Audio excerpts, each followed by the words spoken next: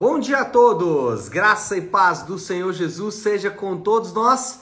Uma ótima quinta-feira para todos. Hoje é dia 23 de fevereiro de 2023. Seja muito bem-vindo ao nosso devocional de hoje. Retornando aí, depois desse recesso de carnaval, início dessa semana toda aí nós não nos encontramos aqui, mas eu espero que você tenha dado continuidade à nossa maratona de leitura bíblica. Finalizamos o livro do profeta Isaías e já iniciamos o Evangelho de Lucas. E é óbvio que tem uma ideia por trás. A ideia é mostrar que aquilo que foi prometido lá no livro de Isaías está sendo ou se cumpriu aqui no relato, ou se cumpriu durante o período ali que Lucas então relatou, escreveu o seu evangelho. E é exatamente isso que a gente vai ver, inclusive o texto que nós vamos ler hoje é um texto que está no Evangelho de Lucas, mas que é uma referência ao livro de Isaías. E o tema do devocional de hoje é: ele é o filho de José? Uma pergunta, e obviamente uma pergunta que os próprios ouvintes do que Jesus disse fizeram, e nós vamos aqui passar por alguns aspectos relacionados a essa pergunta, porque de fato a resposta deles a essa pergunta não foi uma boa resposta.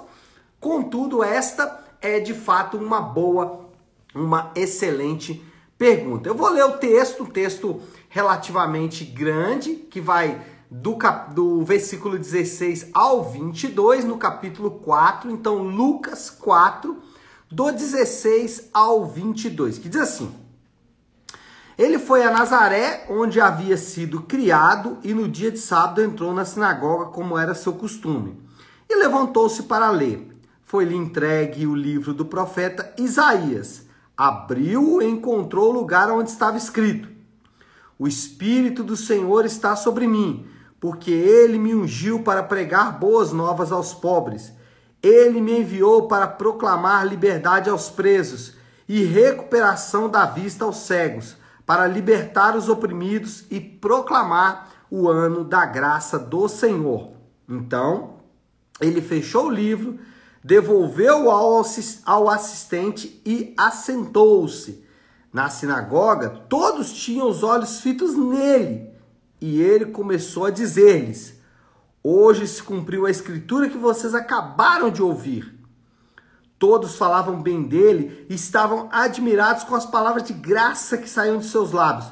Mas perguntavam: não é esse o filho de José? Bom, Isaías e os outros profetas fizeram diversas predições a respeito do Messias. Agora ele está entre os homens. Aquilo que foi predito no passado está se cumprindo aqui no relato dos evangelistas. E nós precisamos ter sempre em mente que os evangelistas, qualquer um dos quatro, Mateus, Marcos, Lucas e João, eles tinham um propósito, eles tinham um intuito. O propósito deles era evidenciar, era mostrar a identidade e a missão de Jesus. Aquilo que ficou subentendido em muitos textos, inclusive esse aqui que Jesus acabou de citar, aquilo que ficou de alguma forma evidente, mas não de forma muito clara, como uma espécie de sombra no Antigo Testamento, agora está claro: a missão e a identidade de Jesus. E é exatamente o que a gente vai ter nesse texto que acabamos de ler. Uma evidência clara da identidade, da missão de Jesus e principalmente a maneira como as pessoas vão reagir a essa identidade e a essa missão. E aqui está talvez o ponto culminante de todo esse texto, e não só desse texto, mas de outros mais aqui no Evangelho de Lucas e nos outros evangelhos também. Bom, a identidade de Jesus é evidente. Ele é o ungido prometido. Olha aí o versículo 20 e o 21. Então, ele fechou o livro, devolveu ao assistente e assentou-se. Na sinagoga, todos tinham os olhos fitos nele. e ele começou a dizer-lhes: hoje se cumpriu a escritura que vocês acabaram de ler. O que ele estava dizendo é: as profecias estão se cumprindo, as profecias foram cumpridas, as profecias do passado agora são realidade. O servo de Deus, o ungido de Deus, o Messias, ele agora está entre os homens, ele agora está entre vocês. Jesus estava dizendo: aquilo que no passado foi prometido, a presença de Deus entre os homens, agora é realidade, agora é fato. Não é mais uma profecia, mas é o cumprimento desta profecia. E quando a gente vê Jesus falando isso, é importante porque a identidade de Jesus, ela tem sido confundida. Por exemplo, Jesus, ele não é só um profeta. Ele não admitiu ainda que ele executasse, em muitos casos, a função de profeta, mas ele não era só um profeta. Jesus também não é um exemplo a ser seguido apenas, ainda que ele tenha deixado exemplos a ser seguidos por vários indivíduos, mas ele não é só um exemplo. Jesus também não é só um iluminado, alguém com uma aura muito forte ou com um poder muito grande. Não, a Bíblia é clara em afirmar: ele é o próprio Deus encarnado. Nós não podemos confundir isso.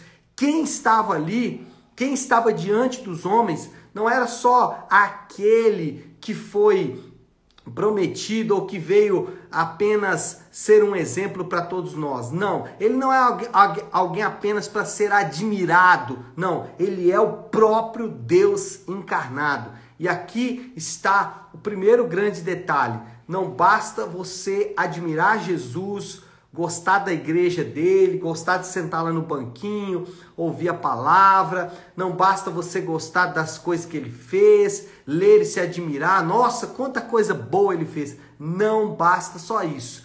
É preciso um pouco mais. Então, se você já admira Jesus, ótimo. Mas não se esqueça, ele não é só alguém a ser admirado. Ele é o próprio Deus.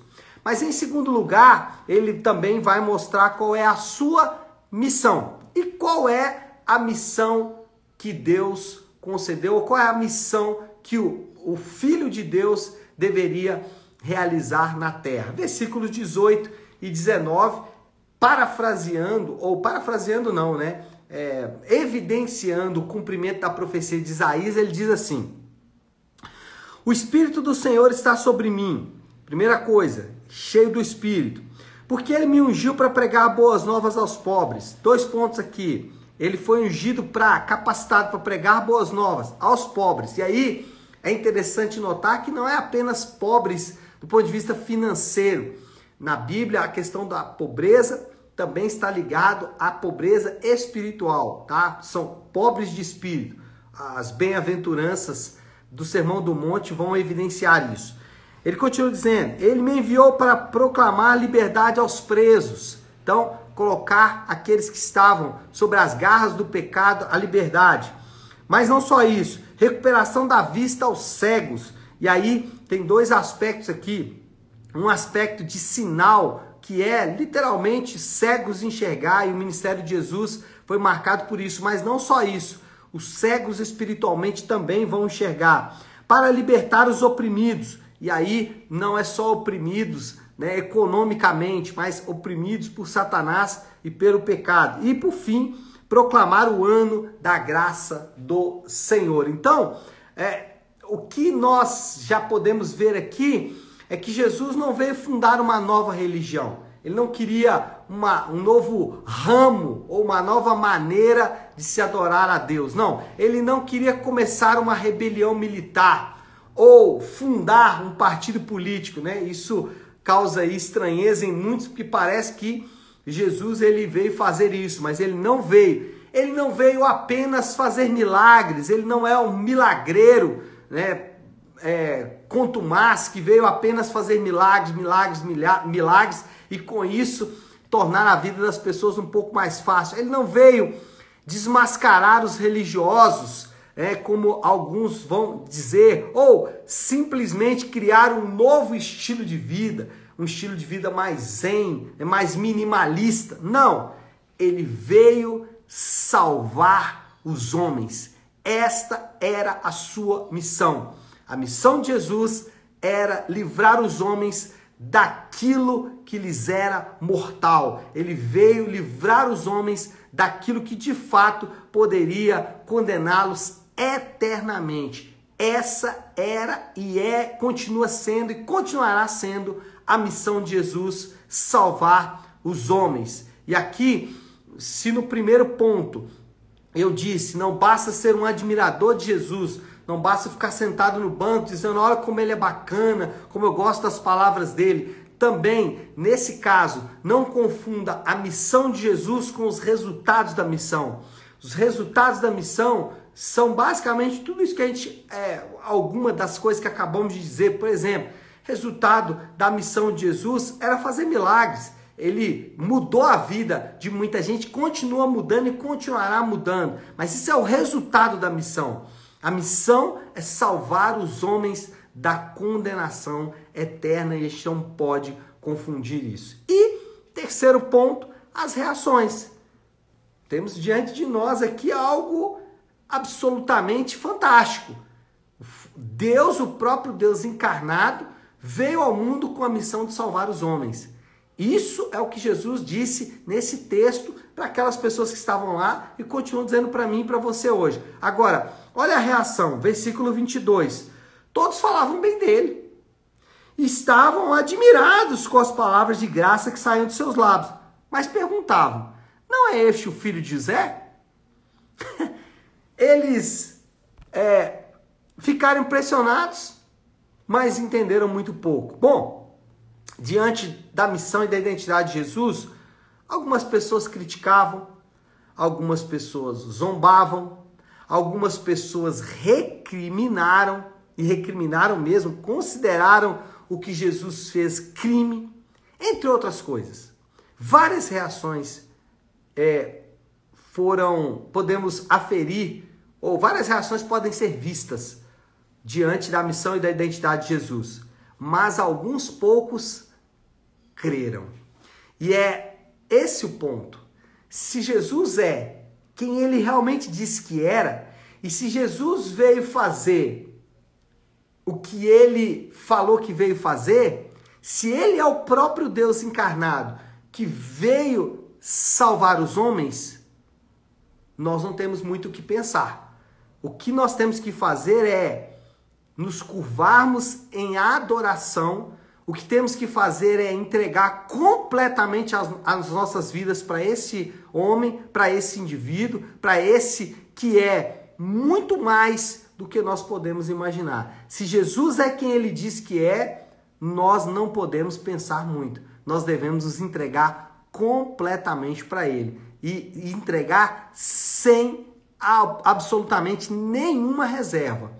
Ou nós consideramos Jesus um lunático, a fé cristã mais uma fé, mais uma maneira de agradar a Deus, ou então, se consideramos o que ele disse real, aí nós temos que mudar completamente aquilo ou a maneira como nós enxergamos o mundo. Bom, eu preciso caminhar aí para encerrar. Qual é a moral da história? Esse relato inicial, ele serve como parâmetro para entendermos todo o restante do ministério de Jesus. Tudo que Jesus vai fazer da agora para frente tem sempre esse objetivo: evidenciar a sua missão e a sua identidade. Ele é o cumprimento das promessas para a salvação dos perdidos e cura das nações. Qual é a nossa resposta diante dessa realidade? Essa é a moral da história.